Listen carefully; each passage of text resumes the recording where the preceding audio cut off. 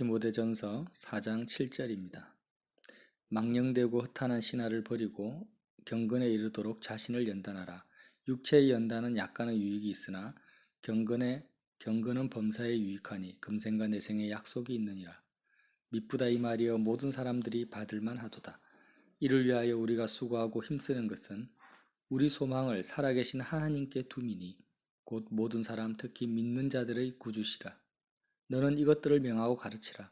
누구든지 내 연수함을 업신여기지 못하게 하고 오직 말과 행실과 사랑과 믿음과 정절에 있어서 믿는 자에게 본이 되어 내가 이를 때까지 읽는 것과 권하는 것과 가르치는 것에 전념하라. 내 속에 있는 은사 곧 장로의회에서 안수받을 때 예언을 통하여 받은 것을 가볍게 여기지 말며 이 모든 일에 전심전력하여 너의 성숙함을 모든 사람에게 나타나게 하라. 내가 내 자신과 가르침을 살펴 이 일을 계속하라. 이것을 행함으로 내 자신과 내게 듣는 자를 구원하리라. 아멘. 망령되고 허탄한 신화를 버리고 거짓말이죠. 미혹하는 영과 귀신의 가르침입니다.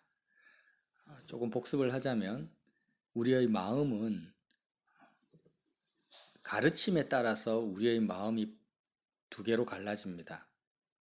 거짓과 미혹의 가르침에 세뇌되고 그것을 받아들이게 되면 화인맞은 양심, 마귀의 소유가 되어버립니다. 우리의 마음이 내 거라고 주장하지만 결국에는 마귀의 것이 되어버린다는 거죠. 거짓된 가르침을 쫓아가게 되면. 그러나 진리, 말씀, 성경의 교훈을 쫓아가게 되면 바리새인처럼 돌에 새긴 말씀, 어떤 지식적인 것이 아니라 살아있는 진리의 말씀은 바로 예수님을 말하는 거죠. 그 산돌에 새겨진 참 진리 대신 살아있는 말씀 그리스도를 쫓아가게 되면 또 받아들이고 따라가면 우리의 마음은 화인맞은 양심이 아니라 착한 양심, 선한 양심이 된다고 말씀을 나눴고요.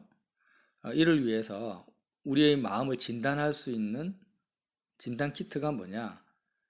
하나님이 지으신 모든 것이 선하시기 때문에 우리의 삶 속에서 만나는 사람이나 사건이나 여러 가지 상황들을 우리가 경험하는데 삶에서 감사함으로 내 마음에 받아들여지지 않는다. 그 상황이나 사람이 감사함으로 받아들여지지 않는 그 영역이 어떤 영역입니까? 진리가 아니라 귀신의 가르침에 잘못된 거짓의 바이러스, 죄의 바이러스에 감염된 영역이라고 진단하라고 바울께서 말씀하셨죠, 앞에. 그래서 이렇게 진단되었을 때 우리가 십자가 선별 진료소를 설치해라. 감사함으로 받아들여지지 않으면 내가 지금 뭔지는 모르지만 내가 거짓된 그 죄의 바이러스에 감염된 영역이구나. 그래서 진단이 되면 격리시켜라는 거죠. 진단, 격리, 치료. 내가 그 사건이나 상황이나 사람에 대해서 내 마음이 격리돼야 됩니다. 어떻게 해요? 십자가에서 그리스도와 함께 내가 죽은 자로 고백하고 마음이 거기서 빠져나오는 것입니다. 그리고 나는 이제 치료 단계가 뭔가, 이제 그리스도께 마음을 드리는 거죠. 죽음과 부활과 성천, 이 동선을 따라서. 그러니까, 나 자신이 그리스도를께 나아가면서 동시에 어떻게 해야 되냐면, 계속해서 내 마음을 붙들고 있고, 나에게 영향을 주는 그 상황이나 사람에 대해서도 믿어야 된다라는 거죠. 유일한 중보자 대신 그리스도가 그를 다스리고 그를 위해서 피를 흘리셨고 오직 주님만이 통치하신다라는 것을, 내가 손을 대고 잔소리하고 아무리 간섭해도 안 됩니다. 내가 믿음으로 접근해야 되는데, 이렇게 삶 속에서 내 마음에 부딪히는 이런 내용들을 뭐라고 하냐면, 오늘 경건에 이르도록 자신을 연단하라, 이렇게 한마디로 딱 요약을 하시는 거예요. 경건에 이르는 연단입니다. 이전에는 훈련이라고도 번역을 했고요. 육체의 연단은 약간의 유익이 있지만 경건은 범사에 유익하니, 경건에 이르도록 자신을 연단하는 것은 모든 것에 육체의 연단과는 비교할 수 없을 정도로 엄청난 유익을 준다라는 거예요. 금생과 내생의 약속이 있느니라. 지금 살아있는 이때 이 삶 속에서도 약속이 있다라는 것은 선물이 있고 상급이 있고 열매가 있다라는 거예요. 뿐만 아니라 죽어서 영원 세계 속에서도 생명의 멸관을 얻고 영원토록 우리에게 주어지는 약속이 있다라는 거죠. 그래서 미쁘다 이 말이요. 모든 사람이 받을 만하도다. 뭐를요?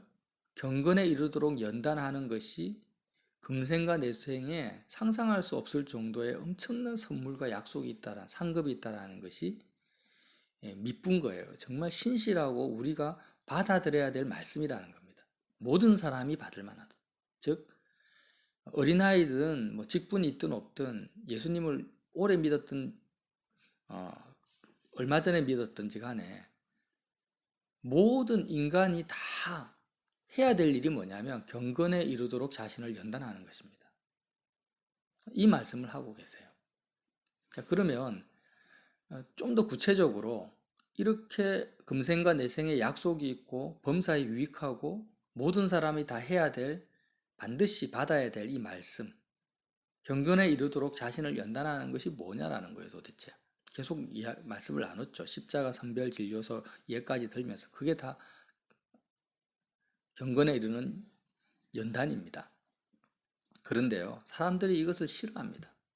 모든 사람이 받아야 될 이 경건에 이르는 연단을요 실상 알고 보면은 거의 모든 사람이 다 싫어한다라는 거예요.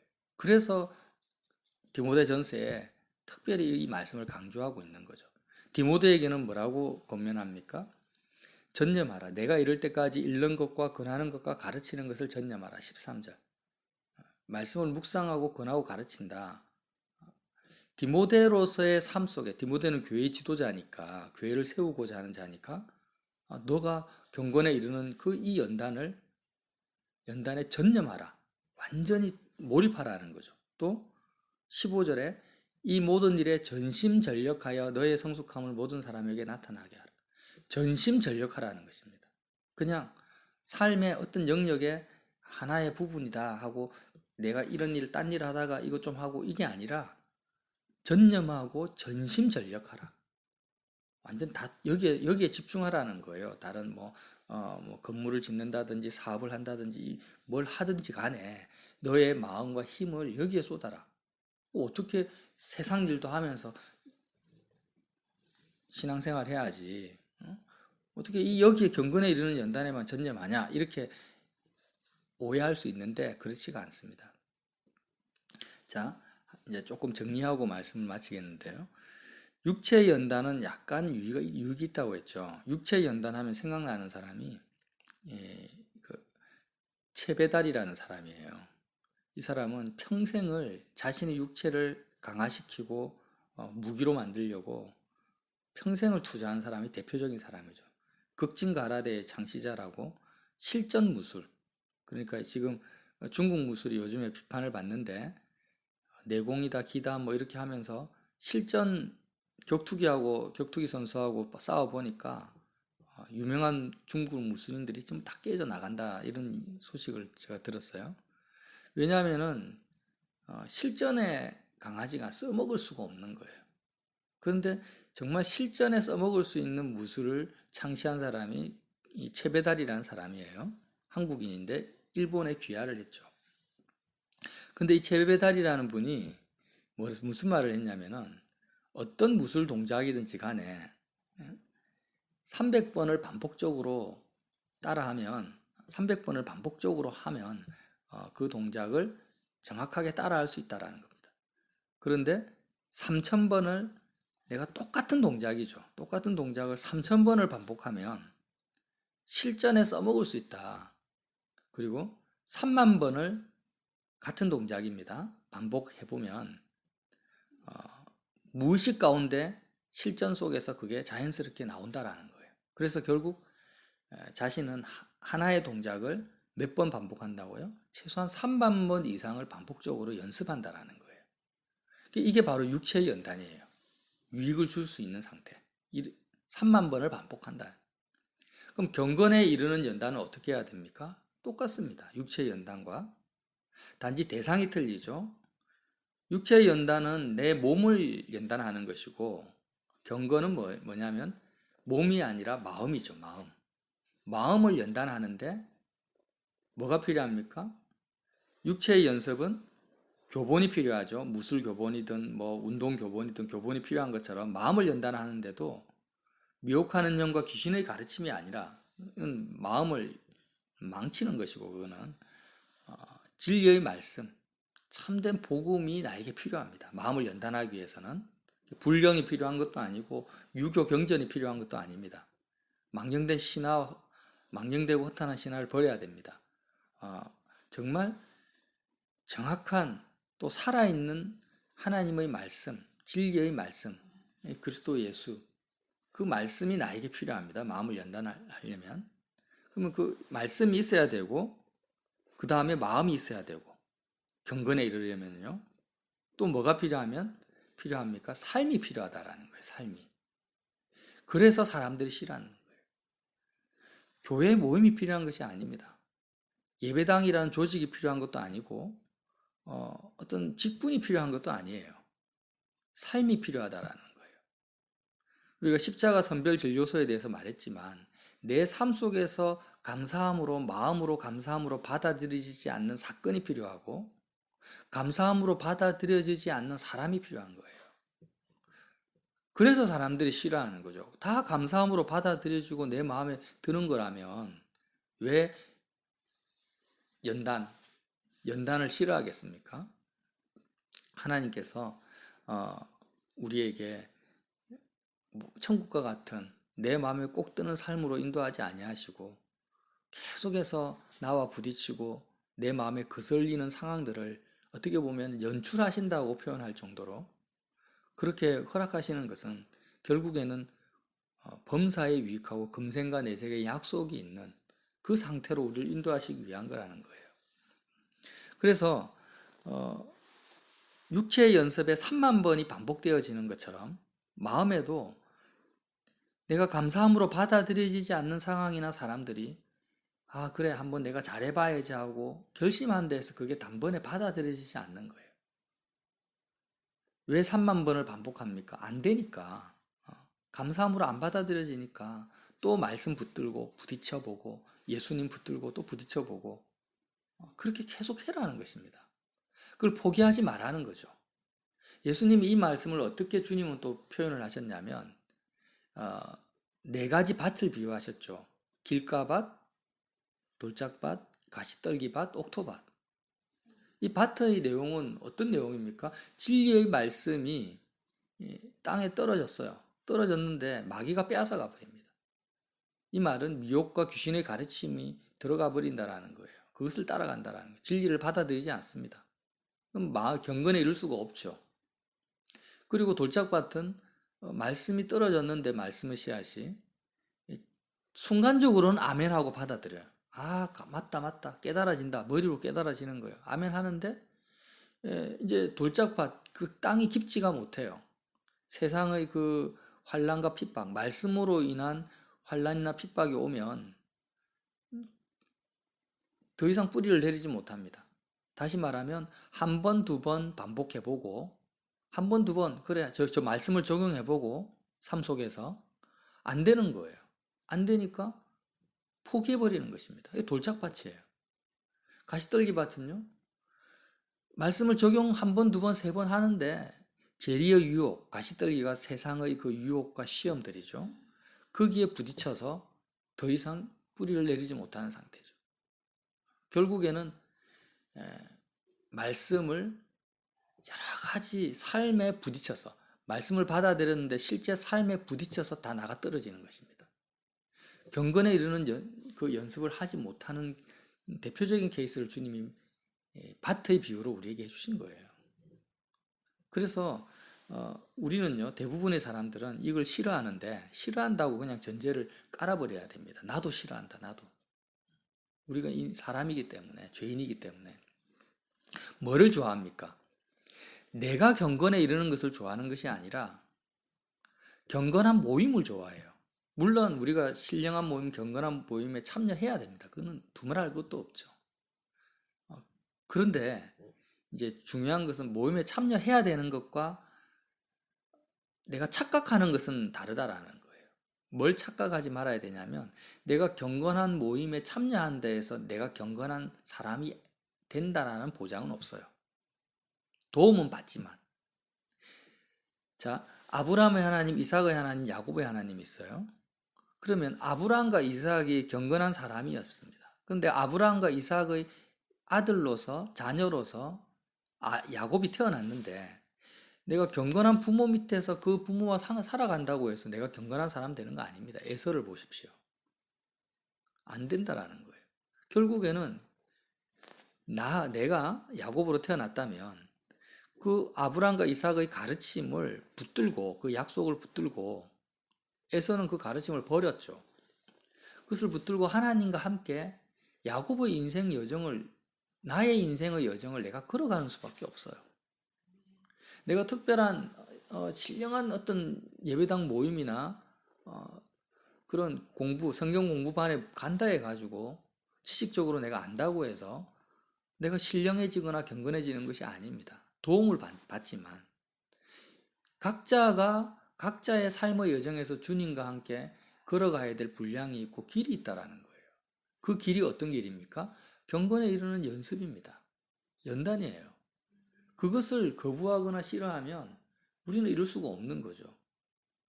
근데 사람들은 착각한다는 거예요. 내가 지금 우리 이렇게 성령 충만하고 전도 사역하고 이런 성령의 역사가 있는 그런 단체나 모임에 내가 가입했다. 내가 그걸 출석하고 있다. 그러면 자신이 경건해진 것으로 착각하는 거예요. 그게 아닙니다. 상관없어요.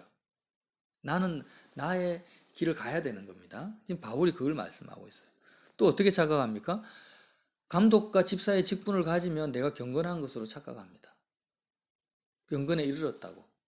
지금 앞장에서요. 디모데에게 뭐라고 합니까? 감독과 집사가 가져야 될 덕목 12가지, 6가지 덕목을 이야기하고 있죠. 15가지입니까? 하여튼 그 덕목이 다 뭐냐? 교회 안에서, 예배당 안에서 뭐 설교를 잘하느냐, 뭐 행정을 잘하고 있냐, 찬양 인도를 잘하느냐, 이런 걸 말하지 않고 전부 다 이 덕목들이 삶에서의 열매입니다. 삶. 감독이 부모와의 관계, 자식과의 관계, 나그네와의 관계, 남편과의 관계, 이웃과의 관계를 말하는 것입니다. 삶에서 어떤 열매가 어떤 아름다운 경건의 모양이 아니라 정말 능력이 나타나느냐를 보라는 것입니다. 그걸 보고 감독과 집사를 세우라는 건데 사람들은 이런 삶의 열매를 집중하지 않고 실상은 내가 직분을 얻기 원한다. 대부분. 내가 감독이 되었다. 감독이라는 직분을 받으면 내가 감독이라는 열매를 마치 가지고 있는 사람인 것처럼 착각한다라는 거예요. 감독이 아니고 집사가 아니라 할지라도 지금 바울 사도께서 말씀하시는 초점은 뭐냐면 너가 그런 경건의 능력을 가지고 있어야 된다. 그 감독과 집사는 하나님의 뜻에 의해서 내가 할 뿐이죠. 목사라고 감독이라고 천국에 가지 않습니다. 사람들은 신령한 사람 옆에 있으면 자기가 신령해졌다고 또 착각해요. 앞에서 말했지만 야곱이 이삭 옆에 있다고 야곱이 신령해진 거 아니잖아요. 야곱 옆에 나중에 야곱이 신령해지죠. 130세가 넘어서. 야곱 옆에 자녀들이 있다고 해서 자녀들이 신령해지는 거 아닙니다. 내가 이런 사람과 이런 대단한 신령한 목회자, 선지자들과 관계를 가지고 있다. 그들과 교제하고 있다. 그럼 어떻게 이야기합니까? 자신이 신령한 것처럼. 전혀 아닙니다. 그래서 우리는 어떤 제자 훈련이나 커리큘럼을 이수했다고 해서 내가 신령해지는 것도 아니고 경건해지는 것도 아니에요. 300번, 3000번, 3만 번의 반복된 훈련이 필요한데 이것을 다 대부분 싫어한다고 했죠. 그래서 십자가 복음을 듣고 돌짝밭처럼 깨닫고 아멘하고 너무너무 좋다. 이렇게 받아들이는 사람들을 또 십자가 복음이 아니라도 어떤 성경 말씀 감사함으로 뭐 받아들이는 사람들 또 감탄하는 사람들 주변에 많이 있습니다. 우리 자신도 포함했어요. 그러나 뭘 싫어합니까?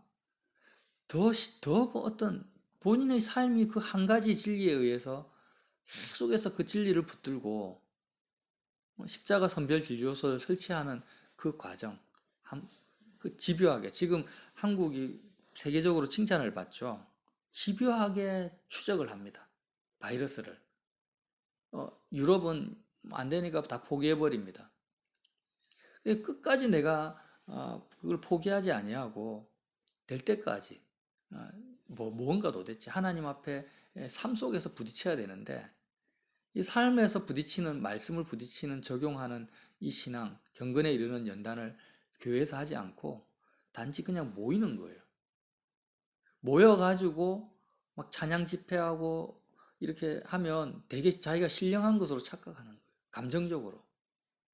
이런 모임이 필요하지 않다라는 게 아니라 찬양 집회라든지 예배당 모임에서 내가 아무리 아멘하고 이렇게 해도 우리의 삶은 변화되지 않습니다. 바울이 말씀하시는 것은 하나님께서 우리의 삶을 정말 마음을 경건에 이르게 하시기 위하여서 마음을 다해서 하나님 사랑하게 하려고 우리에게 허락한 여러 가지 기자재들이 있다. 도구들이 있는데 그게 바로 물론 그것이 예배당 모임도 포함해서 너의 삶 전체라는 거예요. 버릴 것이 없다라는 거예요. 그렇기 때문에 건축을 하든 노가다를 하든 뭐 선생님을 하든 무직이든지 간에 하나님이 우리에게 삶을 허락하셨기 때문에 그 삶에서 전개되는 모든 사건들, 모든 사람들을 통해서 전심전력해라는 거예요. 전심전력하고 전념해라. 뭘요? 너의 마음을 들여다보면서 마음으로 무엇을 사랑하고 있느냐? 하나님을 사랑하느냐? 세상을 사랑하느냐를 보라는 것입니다. 그리고 그 하나님 사랑이 안 되는 그 영역에서 계속해서 진리의 성령님께 기도하라는 거죠. 진리의 성령님, 예수 그리스도의 영이죠. 주님께 기도하라는 거예요. 하나님, 무엇이 미혹입니까? 무엇이 거짓입니까? 내 마음속에 어떤 부분이 아직 내가 깨닫지 못합니다. 깨닫게 하시면 어떻게 해야 됩니까?